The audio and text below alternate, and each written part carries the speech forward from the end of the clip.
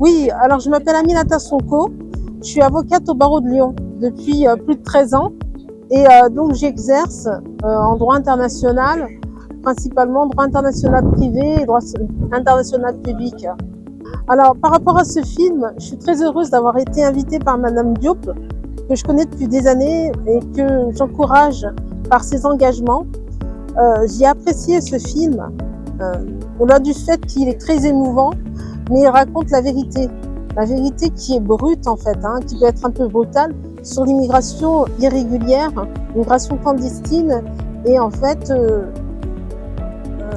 le périple d'un jeune qui part à l'aventure. Alors aujourd'hui, le conseil que je donne aux jeunes, à la jeunesse, c'est de privilégier les formes d'immigration régulière. J'irai pas dire aux jeunes de ne pas immigrer parce que quelque part on est tous des immigrés et on aime tous voyager. Et tout le monde a le droit de venir. Pour moi, il n'y a pas de frontières. Tout le monde a le droit de voyager, tout le monde a le droit de s'installer là où bon lui semble. Par contre, il faut respecter les lois. Je suis une femme de loi, donc il faut respecter les lois et essayer de privilégier l'immigration régulière quand c'est possible. Ou de bien s'informer pour éviter des drames comme on peut voir dans le film. Alors en gros, j'ai expliqué les différents profils de l'immigration, les causes profondes aussi de cette immigration, même s'il y a différentes causes. Alors aujourd'hui, c'est vrai qu'il y a eu un débat sur le profil des immigrés et que en fait partir, la question c'était de savoir pourquoi on partait. Alors j'ai essayé d'y répondre comme une avocate en parlant un peu de mon expérience et en essayant de donner un profil, en tout cas des personnes qui venaient me consulter au cabinet. Soit c'était des personnes qui étaient dans un parcours d'asile, qui fuyaient la guerre, soit des personnes qui étaient venues en tant qu'étrangers malades, soit dans le cadre d'une réunification familiale, d'un regroupement familial. Voilà, donc il y a plusieurs types d'immigration. Les causes également de l'immigration, les conséquences, les causes qui peuvent être politiques, géopolitiques, et surtout les conséquences d'une immigration ratée ou d'une immigration clandestine qui peuvent être dramatiques. C'est-à-dire que l'immigration, elle est réussie lorsqu'on arrive à s'insérer dans un parcours d'insertion et finalement, elle est ratée lorsque on a des difficultés à s'insérer. Et puis on a parlé sur la loi également, la nouvelle loi sur l'immigration qui est entrée en vigueur en janvier 2024 avec les différents volets. Alors il y a un côté plus répressif avec une OQTF de 3 ans au lieu de 1 an auparavant et surtout de pas penser que cette loi sur l'immigration c'était notamment une nouvelle voie ouverte à 100% de régularisation. Donc il fallait faire très attention et respecter en fait les conditions de régularisation dans ce cadre-là.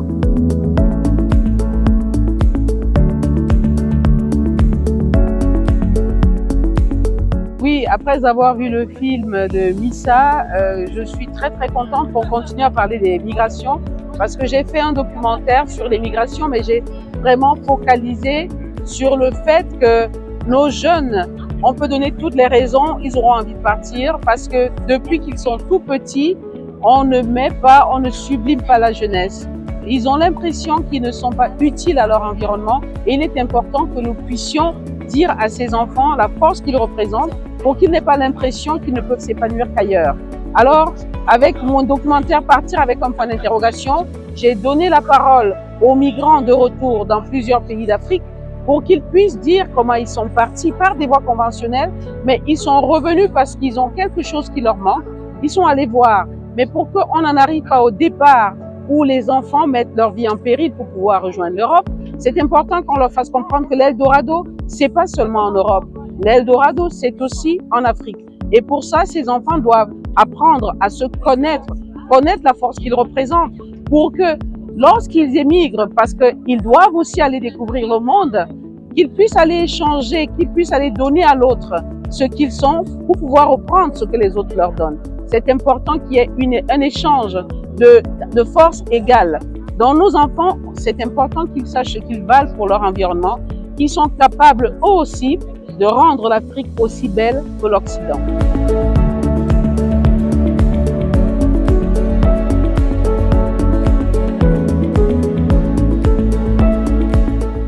le film, je l'ai trouvé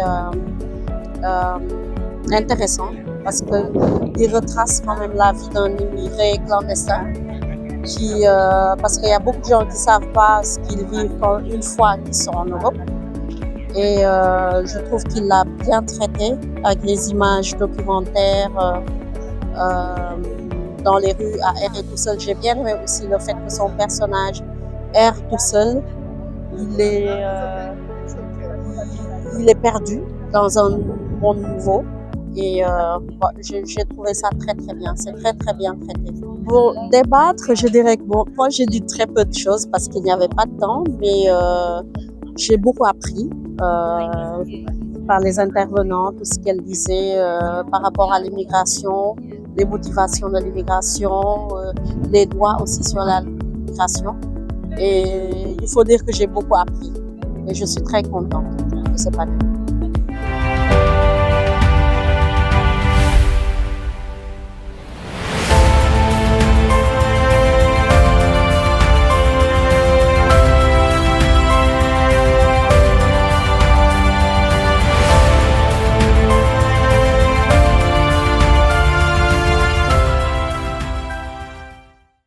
Déjà, avant tout d'abord féliciter le réalisateur, notre compatriote Aïda Diop, qui nous a quand même invités. C'est pas la première fois qu'on vient au pavillon Afrique la soutenir, parce qu'on pense que c'est important. Ça fait partie aussi de notre mission, parce que au-delà de la protection, de l'assistance consulaire à nos compatriotes, on participe aussi à la promotion du Sénégal.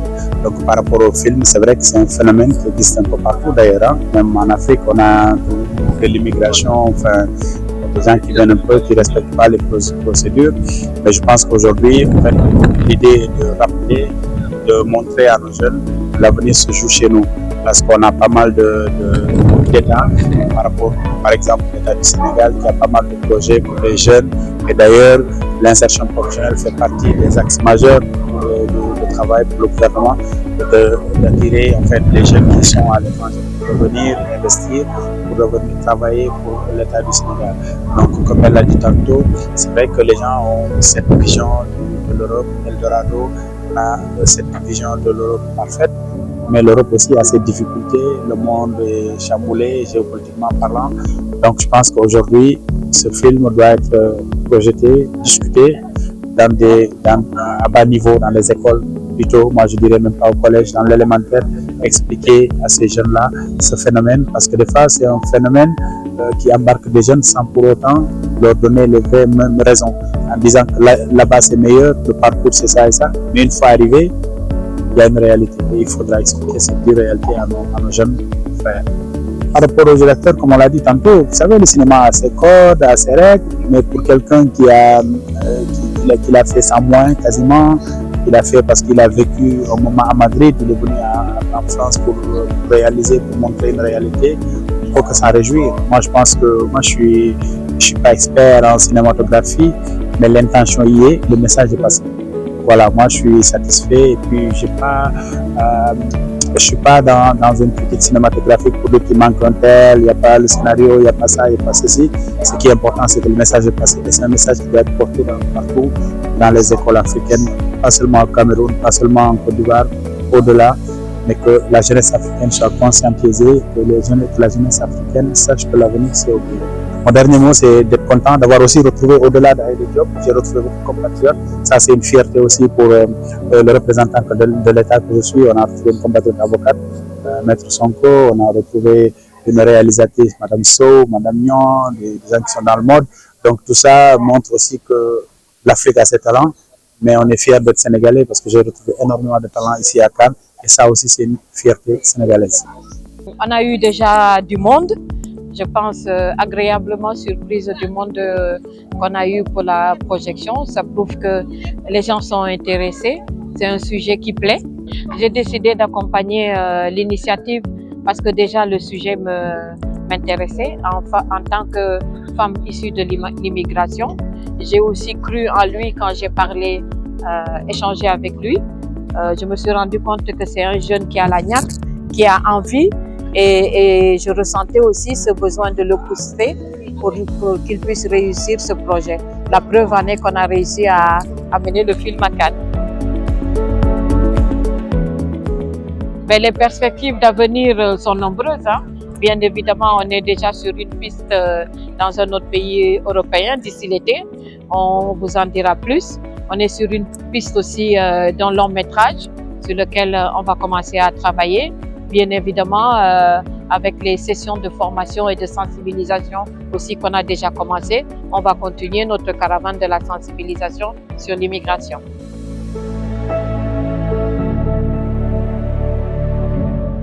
Déjà d'entame, merci. Merci encore à Aïda. Merci à tous ses partenaires, à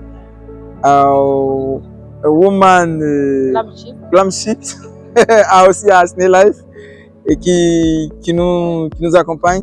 Il faut dire que c'était une idée qui m'est venue après avoir vu une scène en fait en Espagne d'un jeune frère noir qui est en train de mendier.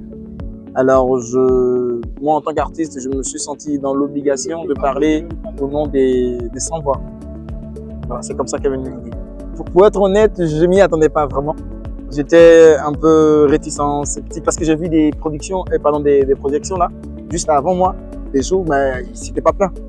Mais à notre projection, les gens étaient là. Et ce qui m'a le plus marqué, c'est le fait qu'ils soient aussi captivés par le projet, le film, jusqu'à la fin. Et qu'ils se soient étonnés que le film soit fini de sitôt. Tu sentais qu'ils en voulaient encore plus. Et aussi, merci à Aïda qui n'arrête pas de faire monter en cran, à donner de la valeur à ce projet, en invitant en fait à cette projection le consul du Sénégal qui est venu avec son équipe. Il y a aussi du côté de la Côte d'Ivoire le directeur de la cinématographie qui nous a accompagnés. Et donc du coup voilà, pour nous c'est un succès. Oui, un franc succès. Remercier aussi l'école, la présence de l'école, exactement. Ils sont venus pour nous soutenir avec un élève parce que les autres étaient en BTS. Donc remercier aussi l'école Neven Salle de Business School de Cannes qui nous accompagne aussi dans ce projet pour le côté sensibilisation et éducation-formation. Le film, c'est très simple. C'est l'histoire d'un jeune migrant qui, après avoir traversé la Méditerranée, se retrouve face aux réalités en fait de l'Europe. Donc, il est tout de suite désillusionné et du coup, il raconte son histoire reçue en voilà. Amloki, c'est en langue baoulé, ça veut dire Europe. Merci Aïda. Oui. Je n'arrêterai pas de lui dire merci. Merci pour cette opportunité de nous aider à nous exprimer parce qu'il y a des projets qui sont là. Mais ce qui manque, c'est surtout le soutien, l'accompagnement. Et quand on vous fait confiance, en retour, vous devez être reconnaissant. Et je lui suis vraiment reconnaissant. Merci Aïda. Et on prie le Seigneur qu'on ait encore plus de moyens pour avancer dans de nouvelles perspectives. Mon dernier mot, c'est dire qu'on n'a pas l'intention de s'arrêter là. Nous allons continuer parce que le fait d'avoir les encouragements post-projection, ça nous donne encore plus de force. Ça nous donne envie et ça nous permet aussi de continuer à raconter nos histoires à travers le cinéma et le 7e art.